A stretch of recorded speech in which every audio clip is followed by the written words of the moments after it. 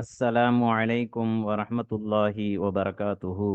பிஸ்மில்லாஹிர் ரஹ்மானிர் ரஹீம். அருமையான அல்லாஹுவின் நல்லடியார்களே, அன்பிற்குரிய பாசம் நிறைந்த மாணவ மாணவிய கண்மணிகளே, இன்ஷா அல்லாஹ் இன்று நாம் ரியாதுல் பதிஆ கிதாபு படிக்க இருக்கின்றோம். அதில் பாடம் 38. இந்த பாடம் 38 எங்கிருந்து தொடங்குகிறது என்றால் கிதாபு ஜக்காவிலிருந்து தொடங்குகிறது. அதாவது ஜக்காத்துடைய பாடம் இதிலிருந்து தொடக்கமாகும். அருமையானவர்களே, இதுவரையிலும் நாம் இந்த கிதாபில் முக்கியமான சில பாடங்களை படித்து வந்தோம். அவைகளை பற்றி ஒரு மீள்பார்வை, அதை போல இந்த கிதாபினுடைய சாராம்சம் என்ன என்பதையும் உங்களுக்கு மீண்டும் ஒரு முறை சுருக்கமாக நாம் நினைவூட்டுகிறோம். இது உங்களுக்கு நூல் சுருக்கமாக தரப்பட்டு இருக்கிறது. இது ஆரம்பத்திலே நீங்கள் படித்து தான் இருக்கிறீங்க. இருந்தாலும் இங்கேயும் உங்களுக்கு நினைவூட்டப்படுகிறது. ஏனென்றால் முசன்னிப் அவர்கள் இந்த நூலை 2 அம்சமாக அவர்கள் தொகுத்துள்ளார்கள். ஒன்று உசூலுத்தீன். இந்த உசூலுத்தீனை எடுத்துக்கொண்டால் இதை 2 வகையாக பிரிக்கின்றார்கள். உசூலுத்தீன் என்பது அர்கானுல் இஸ்லாம் மற்றும் அர்கானுல் ஈமான். இஸ்லாத்தினுடைய முக்கிய அங்கங்கள், ஈமானுடைய முக்கிய அங்கங்கள். இஸ்லாத்தினுடைய முக்கிய அங்கங்கள் என்ன? 5 விஷயங்கள். அன் தஷ்ஹத அன் லா இலாஹ இல்லல்லாஹ் வ அன்ன முஹம்மதன் ரசூலுல்லாஹ். இரண்டாவது துகீமஸ் ஸலா. மூன்றாவது துஅத்தியஸ் ஸகா.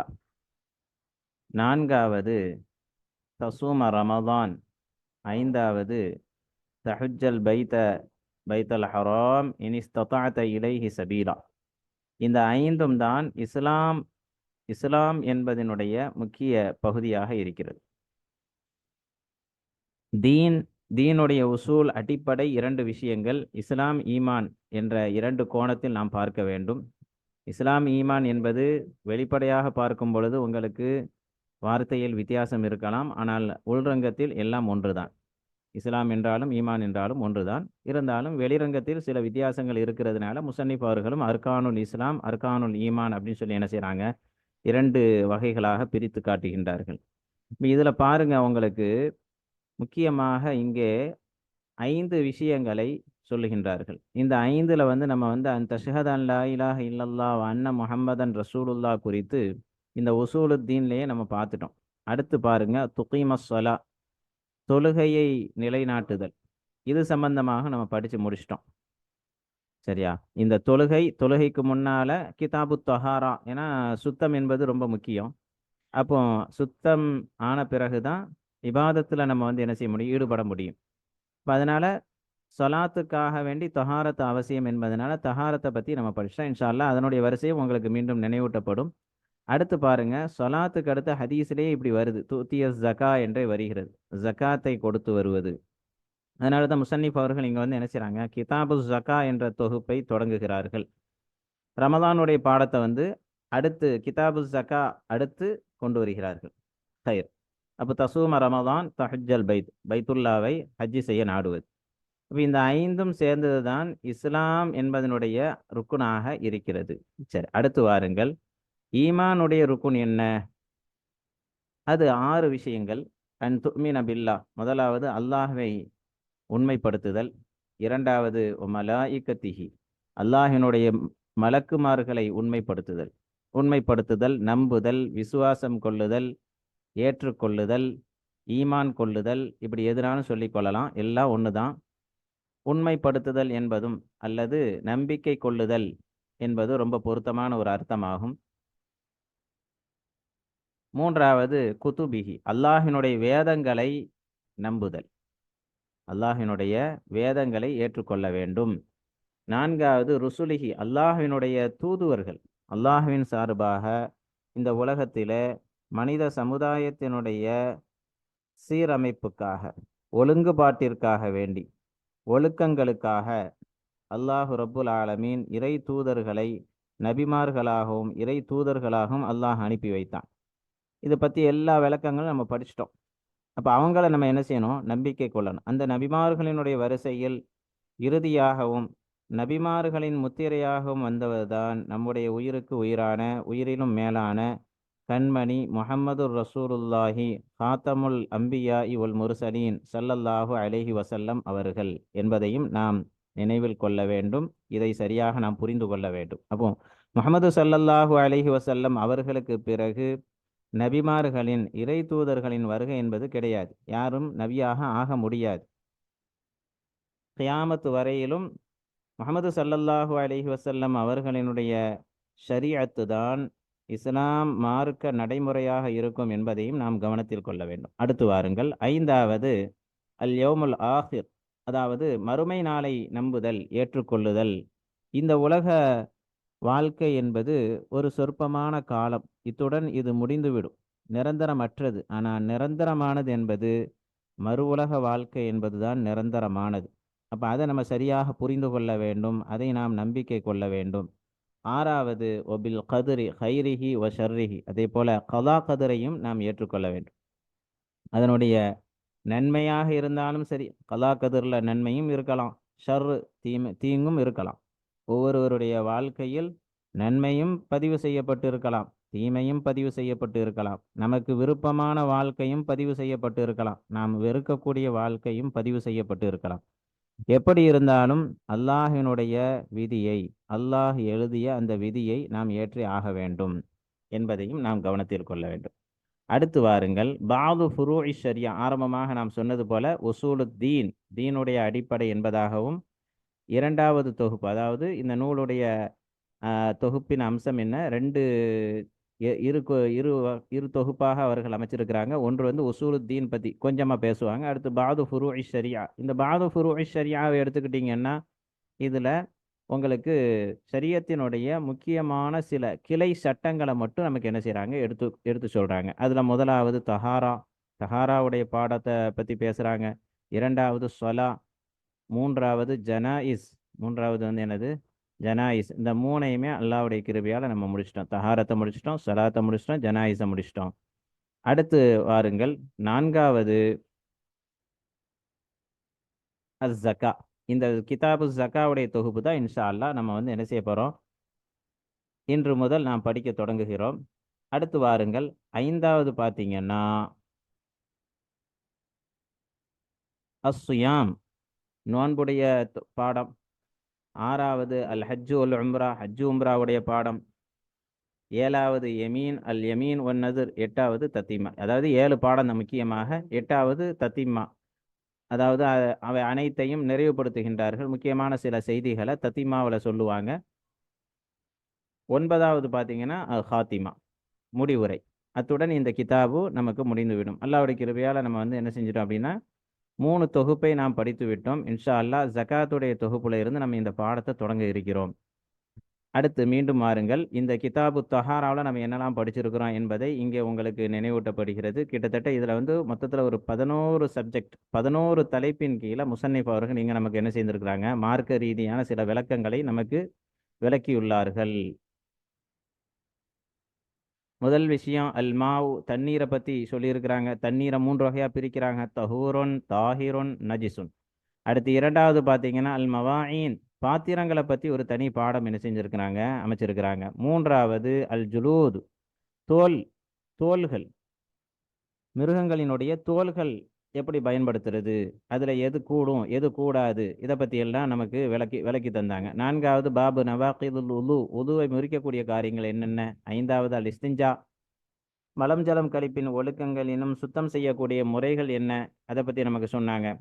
பாபுல் உது, ஆறாவது உதுவுடைய பாடம். உதுவுடைய பாடம் அப்படின்னு சொன்னால் உதுவில் உள்ள ஃபர்துகள் என்ன, உதுவில் உள்ள சுன்னத்துகள் என்ன. ஏழாவது சிவாக், மிஸ்வாக்குடைய பாடம். தனியாக என்ன செஞ்சாங்க, உதுவோடு சேர்த்து சம்மந்தப்படுத்தாமல் அது தனியாகவே கொண்டு வந்தாங்க, மிஸ்வாக்கினுடைய முக்கியத்துவத்தை உணர வேண்டும் என்பதற்காக வேண்டி. எட்டாவது பாபுல் குஸ்ல், குளிப்பு சம்பந்தமாக உள்ள பாடங்களை நமக்கு விளக்குனாங்க. குளிப்பினுடைய ஃபர்துகள் என்ன, அதே போல் குளிப்பினுடைய சுன்னத்துகள் என்ன, அதே போல் பெருந்தொடக்கின் மூலமாக ஜனாபத், பெருந்தொடக்கின் மூலமாக எதுவெல்லாம் ஹராமாகும் என்பதை பற்றியும் இந்த பாடத்தில் நமக்கு விளக்கியிருக்கிறாங்க. 9வது பாடம் பாபு தயம்முடைய பாடம். அஸ்பாபுஹு தயமமுடைய காரணங்கள், என்னென்ன காரணத்துக்காண்டி தயமம் செய்யணும், அதே போல தயமம்ல உள்ள ஃபர்துகள், முக்கியமான பேண வேண்டிய ஃபர்தான விஷயங்கள் என்ன, தயமுமை முறிக்கக்கூடியவைகள் என்னென்ன, இதையெல்லாம் நமக்கு இந்த பாடத்துல சொல்லி தந்தாங்க. 10வது பாபு நஜாசா வ இசாலத்திஹா, அதாவது நஜிஸுடைய பாடத்தையும் அந்த நஜிஸை எப்படி சுத்தம் செய்யணும், அசுத்தம் பற்றியும் அசுத்தத்தை எப்படி நீக்கம் செய்யணும் என்பதை பற்றியும் விளக்குகின்றார்கள் இந்த பாடத்தில், விளக்கினார்கள் இந்த பாடத்துல. முக்கியமாக நஜிஸை நமக்கு 3 வகையா பிரிச்சாங்க. அல் முஹஃபஃபா, அல் முகல்லலா, அல் முதவஸ்ஸதா. இப்படி 3 வகையாக என்ன செஞ்சுக்கிட்டாங்க, நஜிஸை பிரிச்சு நமக்கு விளக்கி தந்தாங்க. 11வது பாபுல் ஹைதி ஒன் நிஃபாசி, ஹைது நிஃபாஸுடைய பாடம். அதனுடைய அகல்லுல் முத்தத் குறைவான காலம் என்ன,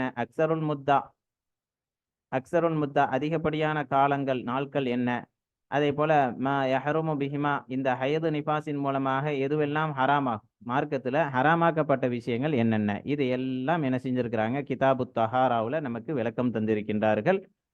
அத்துடன் அது ஒரு முகத்திமா, ஒரு முன்னுரையாக சில தகவல்களையும் நமக்கு முசன்னிஃப் அவர்கள் இங்கே கொடுத்தார்கள். அடுத்து கிதாபு ஸ்வலா, அடுத்து பார்த்தீங்கன்னா கிதாபு ஸ்வலா, தொழுகையினுடைய தொகுப்பு. தொழுகையினுடைய தொகுப்புல நம்ம இதுவரை என்னதெல்லாம் படிச்சுட்டு வந்திருக்கிறோம் அப்படின்னு சொன்னா, முக்கியமாக ஒரு ஆரம்பத்தில் அந்த பாடத்தில் பார்த்தீங்கன்னா ஒரு முகத்திமா, ஒரு முன்னுரை குறிப்புகள் உங்களுக்கு தரப்பட்டது. தொடர்ந்து பாபு ஷுரூத்தி ஸ்வலா, தொழுகையினுடைய ஷருத்துகள், தொழுகையில் பேண வேண்டிய முக்கியமான நிபந்தனைகள் என்னென்ன. 2வது பாபு அர்கானி ஸ்வலா, தொழுகையினுடைய முக்கிய அங்கங்கள், தொழுகை என்றால் எதுலாம் சேர்ந்தது தான் தொழுகை அப்படிங்கிறத பற்றி இதில் நமக்கு விளக்கி தந்தாங்க. 3வது சுனனுல் ஃபராயில், ஃபரதான தொழுகையினுடைய சுன்னத்துகள் என்னென்ன, முன்பின் சுன்னத்தான விஷயங்கள். 4வது அல் வித்ர் அப்படிங்கிறத தனியாக கொண்டு வந்தாங்க, வித்ருடைய முக்கியத்துவத்தை புரியணும் என்பதற்காக வேண்டி. 5வது அசுனனுல் மத்ரூபா பிஸ்ஸலா, தொழுகையில தேடப்பட்ட சுன்னத்தான விஷயங்கள் என்னென்ன, முக்கியமான சுன்னத்தான காரியங்கள் என்னென்ன என்பதை பற்றி தனியாக நமக்கு விளக்கினாங்க. 6வது பாபு முஃப்சிதாத்தி ஸ்வலா, தொழுகையை ஃபசாதாக்கக்கூடிய விஷயங்கள், தொழுகை எதனால வெல்லாம், எதன் காரணமாக வெல்லாம் ஃபசாதாகிறது, கெட்டு விடுகிறது, வீணாகி விடுகிறது என்பதை பற்றியும் நமக்கு விளக்கம் தந்தார்கள். 7வது பாபு ஸலாத்துல் ஜமாஅத்து தொழுகை, கூட்டு தொழுகை, ஒன்றாக சேர்ந்து தொழக்கூடிய அந்த தொழுகை முறைகள், சட்ட திட்டங்களை பற்றி நமக்கு விளக்கினார்கள். 8வது பாபு ஸலாத்தி சஃபர், பிரயாணத்தின் உடைய தொழுகை, அதாவது பயணத்தை மேற்கொள்ளும் பொழுது அந்த நேரத்தில் தொழுகையினுடைய சட்டங்கள் என்னென்ன என்பதை பற்றி நமக்கு விளக்கினார்கள்.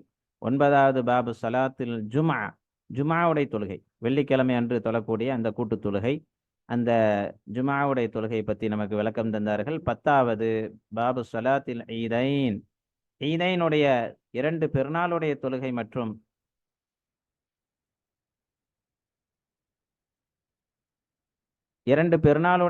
மற்றும் ஹுசூஃப் இஸ்திஸ்கா, அதாவது கிரகண தொழுகை, இன்னும் மழை வேண்டி தொழுகை, இது எல்லாவற்றையும் பற்றியும் உங்களுக்கு கிதாபு ஸலால 10வது பாடமாக நமக்கு விளக்கம் தந்தார்கள். இந்த 10 பாடங்களுடன் முசன்னிஃப் ரஹ்மத்துல்லாஹி அலைஹி அவர்கள் கிதாபு ஸலாவை நிறைவு செய்து அடுத்தபடியாக கிதாபுல் ஜனாயிஸ் என்ற பாடத்தை தொடங்கினார்கள். கிதாபுல் ஜனாயிஸை இடையில கொண்டு வரத்துக்கான காரணம் என்ன அப்படின்னா, கிட்டத்தட்ட இதுவும் உங்களுக்கு தொழுகை சம்பந்தப்பட்ட ஒரு பாடம் தான். அதனால கிதாபு ஸலாத்தோடு இறுதியாக இந்த கிதாபுல் ஜனாயிஸை கொண்டு முடித்தார்கள். கிதாபுல் ஜனாயிஸில் நம்ம முக்கியமாக 4 விஷயங்களை படித்தோம். முஸ்லிமான மையத்திற்கு முஸ்லிம்கள் செய்ய வேண்டிய கடமைகள் முக்கியமாக 4 இருக்கிறது. குஸ்லுஹு, அந்த மையத்தை குளிப்பாட்டுவது, தக்ஃபீனுஹு, அந்த மையத்தை கஃனிடுவது, ஒஸ்ஸலாத்து அலைஹி, அந்த மையத்திற்காக தொழுகை நடத்துவது, வ தஃப்னுஹு, அதே போல அந்த மையத்தை நல்ல முறையில் அடக்கம் செய்தல். இத்துடன் கிதாபுல் ஜனாயிஸை நாம் நிறைவு செய்தோம். அடுத்தபடியாக தொடர்ந்து இப்பொழுது நாம் கிதாபு ஜகாத்தை காண இருக்கின்றோம். கிதாபு ஜகாத்தினுடைய ஒரு தொகுப்பு சுருக்கத்தையும் இங்கே நீங்கள் பார்த்துவிட்டால் நன்றாக இருக்கும். ஒரு முன்னுரை கிதாபு ஜகாத் சம்பந்தமாக. இந்த முன்னுரை என்பது முசன்னிஃப் அவர்கள் என்ன செய்யல, தனியாக முன்னுரை முகத்திமா அப்படின்னு சொல்லி எதுவும் பதிவிடலை. இது நம்ம கிதாபு ஜகாத் ஒரு பாடம் தொடங்குறதுனால ஒரு முன்னுரை தகவலாக இன்ஷா அல்லாஹ் சில தகவல்களை நாம் பார்க்க இருக்கின்றோம். முசன்னிஃப் அவர்கள் கிதாபு ஜகாவில் அதிகமான பாடங்களாக பிரிக்கலை என்றாலும் ஒரே பாடத்திலேயே இந்த அத்துணை விஷயங்களை பற்றியும் பேசுகிறாங்க. கிதாபு ஜகாவில் ஜகாத்து ஜஹபு, தங்கத்தினுடைய ஜகாத், அடுத்து ஜகாத்துல் ஃபில்லா, அதாவது வெள்ளியினுடைய ஜகாத் என்ன? ஜகாத்து திஜாரா, வியாபாரத்தினுடைய ஜகாத். வியாபாரம் குறித்து ஜகாத்துடைய சட்டம், தங்கம் குறித்து ஜகாத்துடைய சட்டம், வெள்ளி குறித்து ஜகாத்துடைய சட்டம், வியாபாரம் குறித்து ஜகாத்துடைய சட்டம். ஜகாத்து ஜுரூ, தானியங்கள் பயிர்கள் குறித்து ஜகாத்துடைய சட்டம் என்ன? ஜகாத்து சிமார், கனிகள் பழங்கள் குறித்து ஜகாத்துடைய சட்டம்.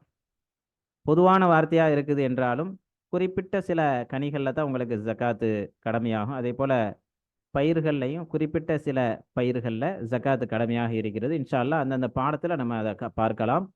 அடுத்து அல் ஃபித்ர், ஜகாத்துல் ஃபித்ர். அதாவது ஜகாத்துல் ஃபித்ர் அப்படிங்கிறது உங்களுக்கு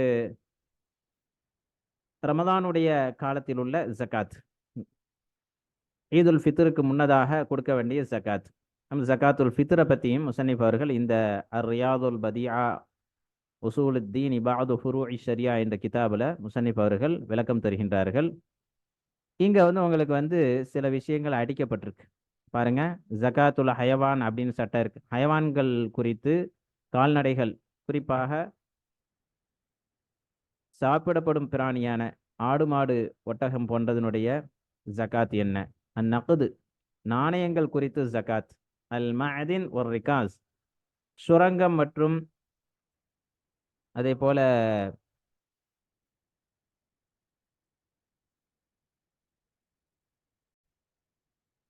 புதையல்களுக்கான ஜகாத். இதை பற்றிலாம் முசன்னிஃப் அவர்கள் இந்த கிதாபில் உங்களுக்கு விளக்கம் தரவில்லை. ஆனால் ஜகாத் அதனை ஏன் இதை தனியாக போட்டிருக்கு அப்படின்னா, நீங்கள் எப்படி புரிஞ்சிடக்கூடாது, ஜகாத்துனாலே இந்த 3, 4, 5, 6 இந்த 6 விஷயங்கள் குறித்ததான் ஜகாத் அப்படின்னு நீங்கள் புரிஞ்சிடக்கூடாது. அசல்ல ஜகாத் என்பது கிட்டத்தட்ட 8 விஷயங்களோடு சம்மந்தப்படும். தெரியுதுங்களா? 6, இங்கே ஒரு 2, அல் ஹயவான், அதே போல் அல் மஅதின் ஒரு ரிகாஸ். மஅதின் ரிகாஸ் ரெண்டும் ஒன்றா சேர்ந்துடும். ஹயவான் நக்குதுங்கிறது உங்களுக்கு தங்கம் வெள்ளியில் வந்துடும். அப்படின்னா கிட்டத்தட்ட 8 விஷயங்கள் குறித்து ஜகாத்துடைய சட்டங்கள் நாம் தெரிந்து கொள்ள வேண்டும்.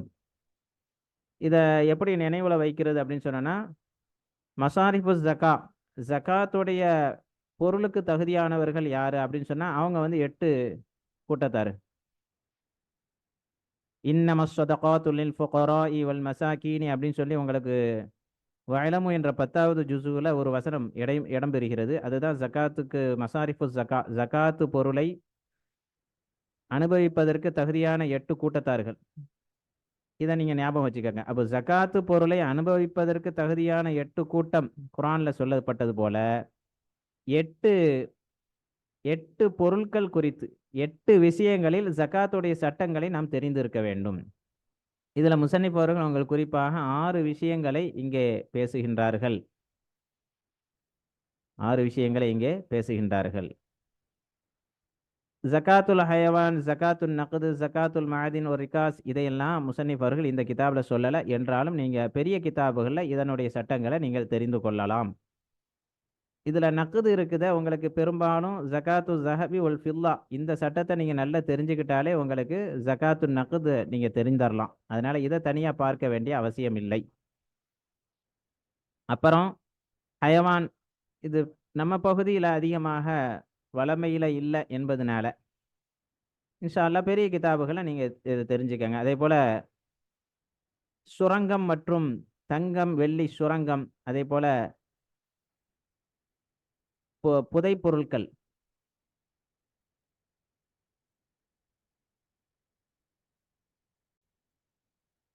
அதாவது புதையல்கள், இவைகள் புதையல், அதே போல சுரங்கம், இதெல்லாம் பெரிய அளவில் நம்ம வழக்கில் வளமையில் பார்க்க முடியலை. ஆனால் இருக்குது, இதுவும் இருக்க தான் செய்யுது, இல்லைன்னு இல்லை. அதனால் இப்போ ஆரம்ப பருவமாக இருக்கிறதுனால முக்கியமாக நீங்கள் தெரிய வேண்டிய ஜகாத்துடைய சட்டங்கள் குறித்து மட்டும்தான் இந்த நூலில் முசன்னிஃப் அவர்கள் பேசுகின்றார்கள். அதனால் என்றைக்குமே ரியாதுல் பதியாவை பொறுத்தவரை பாது ஃபுரூஇ ஷரியா தான் அவங்க சொல்லியிருக்கிறாங்க. ஷரியத்தினுடைய சில சட்டங்களை தான் நான் என்ன செய்கிறேன், இந்த கிதாபில் நான் விளக்குறேன் அப்படின்னு சொல்லியிருக்காங்க. அதனால் இதை படிச்சுட்டு இது மட்டும்தான் மார்க்கம் அப்படிங்கிற மாதிரி புரிஞ்சிடக்கூடாது. மார்க்கம் என்பது விசாலமானது, இன்னும் அதிகமான சட்டங்கள் மற்ற பெரிய பெரிய நூற்களில் இருக்கிறது. அதையும் பார்த்து படித்து கொள்ள வேண்டும். ஹைர், அல்ஹம்துலில்லாஹ். அருமையானவர்களே, இப்போ நம்ம கிதாபு ஜகாத்து குறித்து தொகுப்பு சுருக்கம் நாம் தெரிந்து கொண்டோம். அடுத்தபடியாக கிதாபு ஜகாத் குறித்து சில முன்னுரை தகவல்களையும் நாம் தெரிந்து கொள்ளலாம் வாருங்கள். அருமையானவர்களே, ஜகாத் என்பது இஸ்லாம் மார்க்கத்தினுடைய கடமையான விஷயங்களில் முக்கியமான ஒரு கடமை. இந்த ஜகாத் இருக்கின்றது இபாதத்துன் மாலியத்துன், பொருளாதாரம் சார்ந்த ஒரு வணக்கமாக பார்க்கப்படுகிறது. இபாதத்தை, வணக்கத்தை இரண்டு வகையாக பிரிக்கலாம். ஒன்று இபாதத்துன் பதனியா, இன்னொன்று இபாதத்துன் மாலியத்துன். சில வணக்கங்கள் இருக்கின்றதை இரண்டும் கலந்தது, இபாதத்துன் பதனியத்துன் இபாதத்துன் மாலியத்துன். உதாரணமாக ஹஜ்ஜை எடுத்துக்கொண்டால் இபாதத்துன் பதனியத்துன் இபாதத்துன் மாலியத்துன், அதாவது உடல் சார்ந்த இன்னும் பொருள் சார்ந்த இரண்டு வணக்கமாகவே ஹஜ்ஜை பார்க்கப்படுகிறது. ஜகாத் என்பது உங்களுக்கு வெளிப்படையாக பார்த்தால் அது ஒரு இபாதத்துன் மாலியத்துன், பொருள் சார்ந்த ஒரு வணக்கமாக அது இருக்கிறது. நோன்பு மற்றும் தொழுகை எடுத்துக்கொண்டால் இபாதத்துன் பதனியத்துன், அது உடல் சார்ந்த ஒரு வணக்கமாக பார்க்கப்படுகிறது என்பதை நீங்கள் கவனத்தில் கொள்ள வேண்டும். ஹைர் ஒஹிய லுகத்தன், இந்த ஜகாத் என்பதற்கு அகராதியில என்ன பொருள்? அந்நமாஉ, அத்தன்மியத்து, அத்ததுஹீரு, அல் இஸ்லாஹு, இது போன்ற அர்த்தங்கள் இருக்கிறது. நமானா வளர்ச்சி அடைதல், வளருதல். ததுஹீர் சுத்தமாக்குதல். வளர்ச்சி அடைதல் ஏன் இதற்கு இந்த அர்த்தம் இருக்குது அப்படின்னு சொன்னா, ஜகாத்து கொடுக்க கொடுக்க நம்முடைய மிஞ்சிய, கையில் மிஞ்சிய அந்த பொருட்கள் இருக்கிறதே அது மேலும் மேலும் வளரக்கூடியதாக இருக்கிறது, அது குறையாது ஜகாத்தினுடைய பறக்கத்தை கொண்டு. ஆனால் வெளிரங்கத்துல பார்த்தா நம்ம கொடுக்கும் பொழுது அங்கே பொருளில் வந்து என்ன செய்யணும், குறைவு ஏற்படணும். ஆனால் ஜகாத் ஒருத்தர் தன்னுடைய பொருளாதாரத்தில் கணக்கிட்டு ஜகாத்தை கொடுத்து கொண்டே வருவார் என்றால் அவருடைய கைவசம் உள்ள மிஞ்சிய பொருட்களில் அல்லாஹு பரக்கத்தை ஏற்படுத்துகிறான், வளர்ச்சியை அதிகப்படுத்துகிறான். அத்ததுஹீர் அதே போல சுத்தமாகிறது. பொருளாதாரத்தில் ஏற்பட்ட சில குற்றங்களை, சில தவறுகளை இந்த ஜகாத்து கொடுப்பதின் மூலமாக அது சுத்தப்படுத்தப்படுகிறது. அல் இஸ்லாஹ், சீர் செய்யுதல். அவருடைய மிஞ்சிய அந்த பொருட்கள் பரிசுத்தமாகிறது, சீராகிறது, ஒழுங்காகிறது, வளர்ச்சி அடைகிறது. இது மாதிரி உள்ள அர்த்தத்தை கொண்டதுதான் ஜகாத் என்பது. ஷரஅன், சரியத்தினுடைய வழக்கில் ஜகாத் என்றால் சுருக்கமாக உங்களுக்கு இங்கே விளக்கம் தராங்க. மாலும் மக்சூசுன், குறிப்பிட்ட பொருள். எல்லா பொருளையும் ஜக்காத்துங்கிறது கிடையாது. என்ன பொருள் இருந்தாலும் அதுக்கு ஜக்காத்து அப்படின்னு வராது. உங்களுக்கு முன்னாடியே நம்ம வந்து எதுலாம் ஜக்காத்து கடமையாகும் அப்படின்னு சொல்லி ஒரு 8 வகைக்குள் நாம் அதை அடைக்கணும். அதை நீங்கள் பார்த்தீங்கன்னா அந்த 8க்குள்ளே தான் எல்லாமே கட்டுப்படும். பெரும்பாலும் உங்களுக்கு வந்து சில பொருள், சில விஷயங்கள் ஜகாத்து திஜாரா, வியாபாரத்தினுடைய ஜகாத்தில் கட்டுப்படும். அதையும் பார்த்து கொள்ளணும். யுஹ்ரஜு மிம் மாலின், அந்த பொருளில் ஒரு குறிப்பிட்ட பொருளில் இருந்து அது வெளியாக்கப்படும். அவ் பதனின், அல்லது உடலில் இருந்து. உடலில் ஏன் பதன் அப்படிங்கிறது ஏன் சொல்கிறாங்க? அவ் பதனி மக்சூசின், மிம் மாலி மக்சூசின் அவ் பதனி மக்சூசின். பதனி மக்சூஸ் ஏன் அப்படின்னா, அதாவது ஜகாத்துல் ஃபித்ருக்காக வேண்டி இந்த தாரீஃபை இங்கே கொண்டு வந்திருக்கிறாங்க. ஜகாத்துல் ஃபித்ர் என்பது யாருக்கெல்லாம் கடமையாக ஆகுது? இன்ஷா அல்லாஹ் ஜகாத்துல் ஃபித்ருடைய பாடத்தில் நம்ம பார்க்க இருக்கிறோம். அலா வஜிஹி மக்சூசின், குறிப்பிட்ட முறையின் கீழ். குறிப்பிட்ட முறையின் கீழ் குறிப்பிட்ட பொருள் மற்றும் உடலுக்காக வேண்டி குறிப்பிட்ட பொருட்களை வெளியாக்கப்படுமே, அதற்குத்தான் ஜகாத் ஷரியத்தினுடைய பார்வையிலே ஜகாத் என்று சொல்லப்படும். உங்களுக்கு தாரீஃப் விளக்கம் வந்து இப்படி தான் சொல்ல முடியும். ஏன்னா முழுமையாக புரிகிற மாதிரி நம்ம என்ன செய்ய முடியாது, ஜக்காத்துக்கான விளக்கத்தை நம்ம சொல்ல முடியாது. மொத்த ஜக்காத்துடைய பாடத்தை நீங்கள் படிச்சுக்கிட்டீங்கன்னா அப்போ ஜக்காத்துனா என்ன என்பதை நீங்கள் புரிந்து கொள்ள முடியும். ஓ ஃபுரிதத் ஃபி ஷஅபான் அஸ்ஸனத ஸானியா மினல் ஹிஜ்ரா, ஹிஜ்ரி 2ஆம் ஆண்டு ஷாபான் மாதத்திலே தான் இந்த ஜக்காத்து கடமையாக்கப்பட்டது. ஜக்காத் வந்து ஹிஜ்ரி 2ஆம் ஆண்டு ஷாபானுடைய மாதத்தில் கடமையாக்கப்பட்டு இருக்கிறது. மா ஜக்காத்தில் ஃபித்ர், ஜக்காத்துல் ஃபித்ருடனேயே கடமையாக்கப்பட்டு. அப்போ ஜக்காத்துல் ஃபித்ர் மற்றும் ஜக்காத் இரண்டும் சேர்ந்து ஹிஜ்ரி 2ஆம் ஆண்டு ஷாபானுடைய மாதத்தில் கடமையாக்கப்பட்டது. ஒரு கூற்றின்படி ஜக்காத்துல் ஃபித்ர் இருக்கிறது பாதஹா, அதாவது இந்த ஜக்காத்துக்கு பிறகுதான் ஷாபான்ல ஜக்காத்து கடமையாக ஆக்கப்பட்டு விட்டது. ஷாபானை தொடர்ந்து வரக்கூடிய அந்த ரமலானுடைய மாதத்தில் ஜக்காத்துல் ஃபித்ர் கடமையாக ஆக்கப்பட்டது என்பதாகவும் ஒரு கூற்று இருக்கிறது. ஹைர், அல்ஹம்துலில்லாஹ். அப்போ ஜக்காத்து குறித்து ஒரு சுருக்கமான ஒரு தகவல் இங்கே நாம் தெரிந்து கொள்ள முடிந்தது. இப்பொழுது வாருங்கள், சில புழக்கச் சொற்களையும் நாம் தெரிந்து கொள்ளலாம். புழக்கச் சொல் குறிப்பு அறிதல்.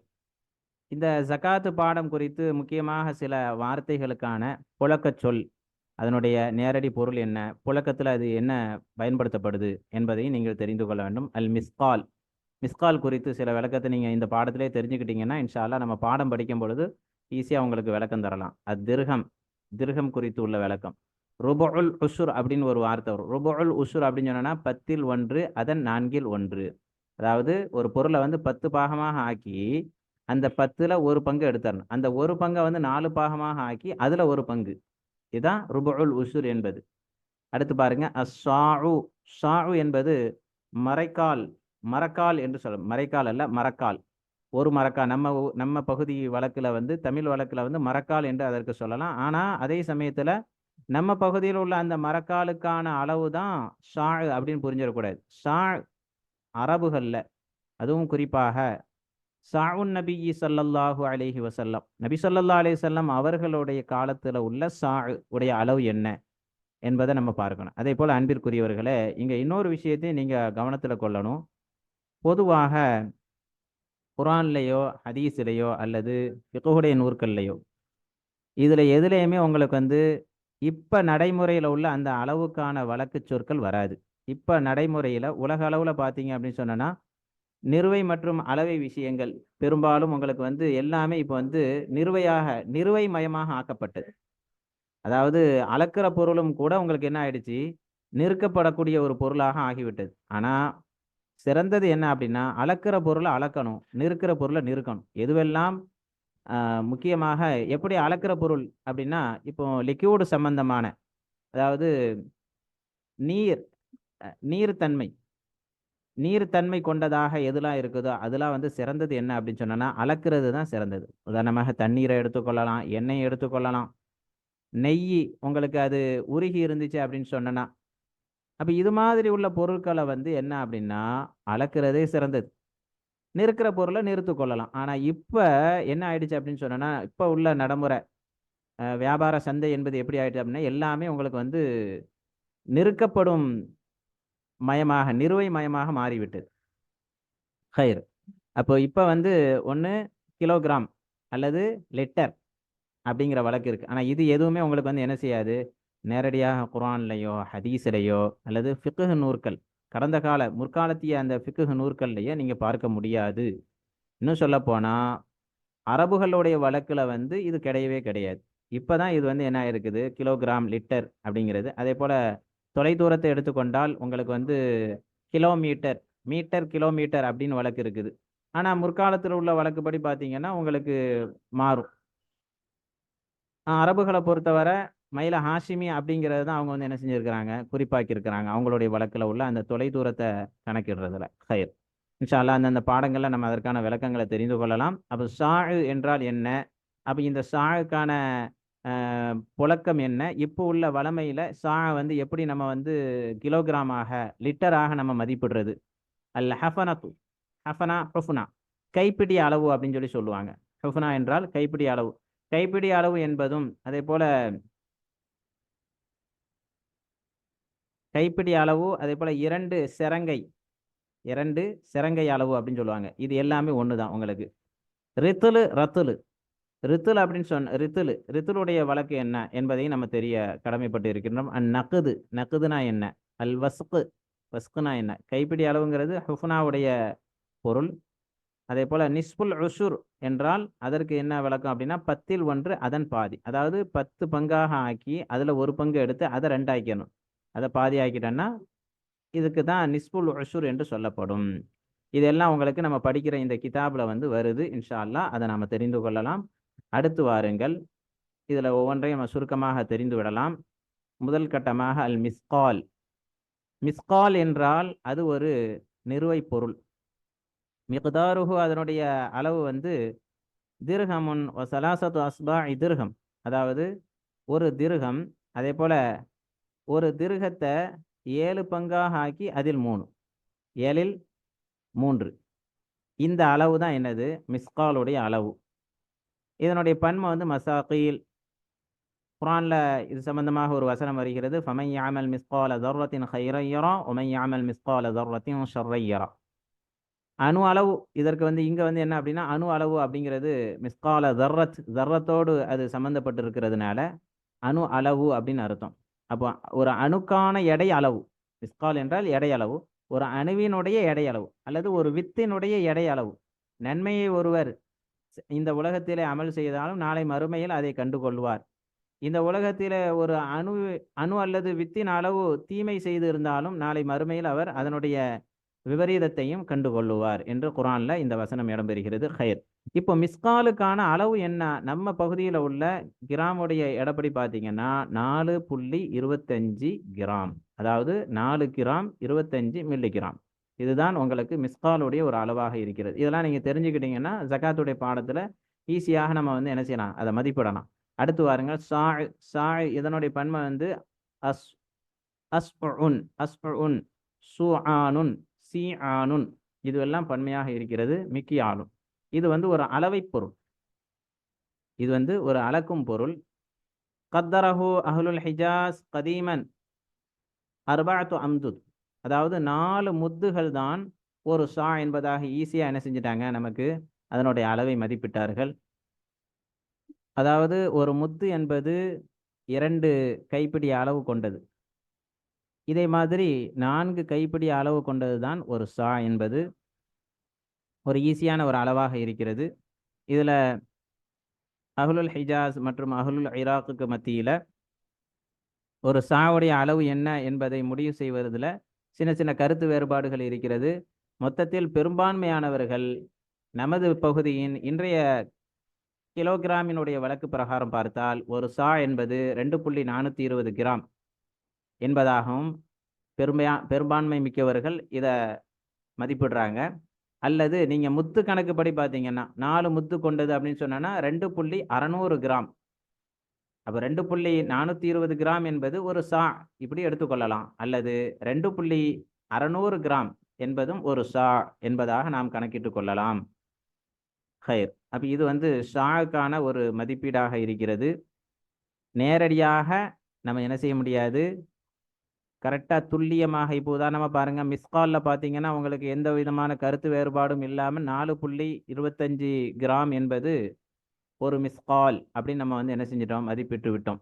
ஆனால் அதே மாதிரி ஷாவில் வந்து உங்களுக்கு என்ன செய்ய முடியாது, மதிப்பிட முடியாது. இதில் நிறைய கருத்து வேறுபாடுகள் இருக்குது. கிட்டத்தட்ட 2 கிலோவுக்கு மேலே இருந்து 3.25 3.5 வரைக்கும் உங்களுக்கு என்ன செய்யுது, அளவுகளை மதிப்பிடுகின்றார்கள். ஒரு ஷாவுக்கான அளவை வந்து என்ன செய்கிறாங்க, அறிஞர்கள் மதிப்பிடுகிறார்கள் என்பதை நீங்கள் இந்த நேரத்தில் கவனத்தில் கொள்ளுங்கள். கருத்து வேறுபாட்டுக்கு பிறகு பெரும்பான்மை மிக்க அறிஞர்கள் இந்த 2 கூற்றை முன்வைக்கின்றார்கள். இந்த 2ல் கூட 2.600 கிராம் என்பது சிறந்தது என்பதையும் நீங்கள் இந்த நேரத்தில் கவனத்தில் கொள்ள வேண்டும். அடுத்து வாருங்கள், திர்ஹம் நக்து பற்றி உள்ள சில குறிப்புகளை நாம் தெரிந்து கொள்ளலாம். திர்ஹம் என்றால் அதாவது இஸ்முன் மா லிமா துரிப மின் ஃபில்லா, அதாவது வெள்ளியினால் அடிக்கப்பட்ட ஒரு பெயர் தான். வெள்ளியிலிருந்து அது செய்யப்பட்டிருக்கு. அப்போ வெள்ளி காசு நாணயமாக புழங்கப்படுகிறது. வெள்ளி காசு நாணயமாக புழங்கப்படுகிறது. உதாரணமாக இந்த படத்தை பாருங்க. திர்ஹம் உமவி, உமையாக்களினுடைய திர்ஹம். அவங்களுடைய காலத்தில் உமையாக்களுடைய ஆட்சி, இஸ்லாமிய ஆட்சியை நாம் வரலாற்றை பார்த்தீங்கன்னா உமையாக்களுடைய ஆட்சி அப்படின்னு சொல்லி சொல்லப்படும். அப்போ உமையாக்களுடைய ஆட்சி காலத்தில் இந்த திர்ஹம் நாணயமாக புழங்கப்பட்டு இருக்கிறது. இது யாருடைய காலத்தில் அப்படின்னா, இலா அஹதி உமர் இப்னு அப்துல் அசீஸ் ரஹ்மஹுல்லா, உமர் இப்னு அப்துல் அசீஸ் ரஹ்மத்துல்லாஹி அலைஹி அவர்களுடைய ஆட்சி காலத்தில் தான் இந்த திர்ஹம் இங்கே இருக்குல்ல, இந்த திர்ஹம் வந்து நடைமுறையில் இருந்தது. கயிர். மொத்தத்தில் திர்ஹத்தினுடைய எடை அளவு என்ன, இதுலையும் அறிஞர்களிடையே கருத்து வேறுபாடு இருக்கிறது. ஹனஃபியாக்கள் இடத்துல ஒரு திர்ஹத்திற்கான எடை அளவு வந்து 3.125 கிராம். அதே போல பெரும்பான்மை மிக்க அறிஞர்களிடையே திர்ஹத்தினுடைய எடை அளவு என்பது 2.975 கிராம், அதாவது 2 கிராம் 975 மில்லிகிராம். கிட்டத்தட்ட 3 கிராமுக்கு நெருக்கம். இவங்க அஹ்னாஃபுகள் வந்து 3 கிராமோட கொஞ்சம் என்ன செய்கிறாங்க, மில்லிகிராம் கூட்டிக்கிறாங்க. இது ஒரு சின்ன கருத்து வேறுபாடு. அடுத்து வாருங்கள், அந்நக்குது.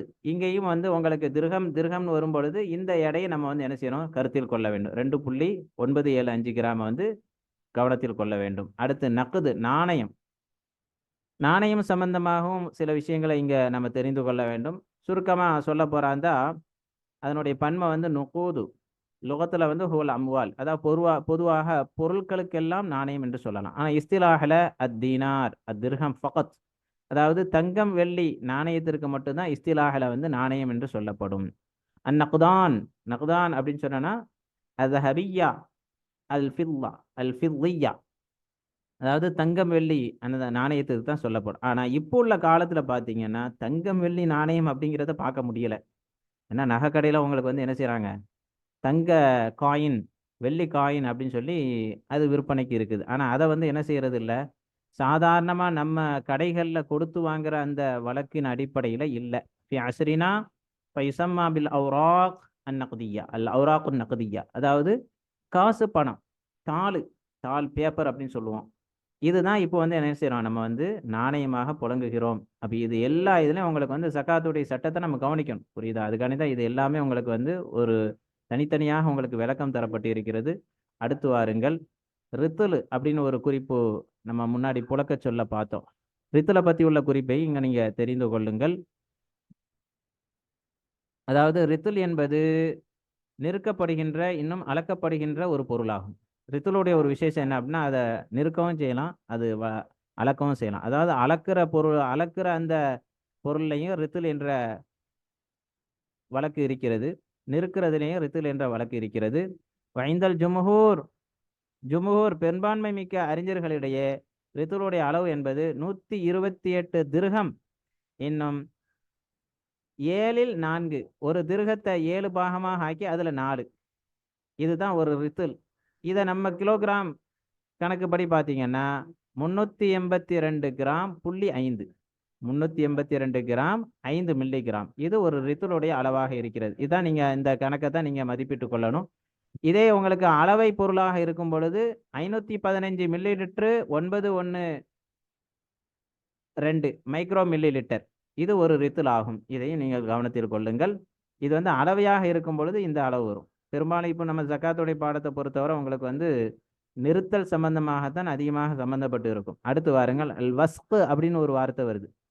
வஸ்கு என்பது மிக்கியலத்துன் மஅலூமத்துன், இது ஒரு வஸ்கு என்பது அறியப்பட்ட ஒரு அளவை பொருள். வஹிய சித்தூன சாஅன், 60 சா கொண்டது ஒரு வஸ்கு. 60 சா என்பது ஒரு வஸ்கு. அப்போ இதை நம்ம கிலோகிராம்ல எப்படி எடுக்கிறது? ஒரு சாக்கான மதிப்பு நம்ம முன்னாடி பார்த்தோம். சாவுடைய விஷயத்துல வந்து அதிகமான கருத்து வேறுபாடுகள். சா வந்து நீங்க கிலோகிராமா ஆக்கும் பொழுது உங்களுக்கு அதிகமான கருத்து வேறுபாடு இருக்கு. இன்னும் சொல்ல போனா சானுடைய அசல்லே கருத்து வேறுபாடு இருக்கு. அஹ்லுல் இராக், அஹ்லுல் ஹிஜாஸ், இப்படி 2 வகையான கூற்றுகள் வரதுனால அப்ப சா வந்து நம்ம வந்து கிலோகிராம்ல எடுக்கும் பொழுது அதுக்கு சிறந்தது அர்பாத்து அம்தாத், 4 முத்துகள், 4 நடுத்தரமான 4 இரு பிடி கையளவு கொண்ட அளவு தான் சா அப்படின்னு நம்ம வந்து முன்னாடி ஒரு குறிப்பு படித்தோம். அந்த அடிப்படையில் பார்த்தீங்கன்னா 2.600 கிராம், இது 60ல பெருக்குனா 156 கிலோ வருது. இந்த 156 கிலோ என்பது ஒரு வஸ்து என்று நீங்கள் முடிவு செய்து கொள்ளலாம். சிலர்கள் 140ன்னு சொல்றாங்க, அதை விடவும் குறைவாகவும் சொல்றாங்க. இருந்தாலும் இந்த கணக்கு பிரகாரம் உங்களுக்கு 156 கிலோ ஒரு வஸ்து அப்படின்னா 5 வஸ்துனா என்ன, இந்த கணக்கெல்லாம் நம்ம இன்ஷா அல்லாஹ் பாடத்துல பார்த்து கொள்ளலாம். ஹைர், இன்ஷா அல்லாஹ். இத்துடன் நாம் ஜகாத்து சம்பந்தமாக முன்னுரை செய்திகளை நிறைவு செய்து அடுத்த பாடத்திலே ஜகாத்துடைய விளக்கங்களை நாம் பார்த்து கொள்ளலாம்.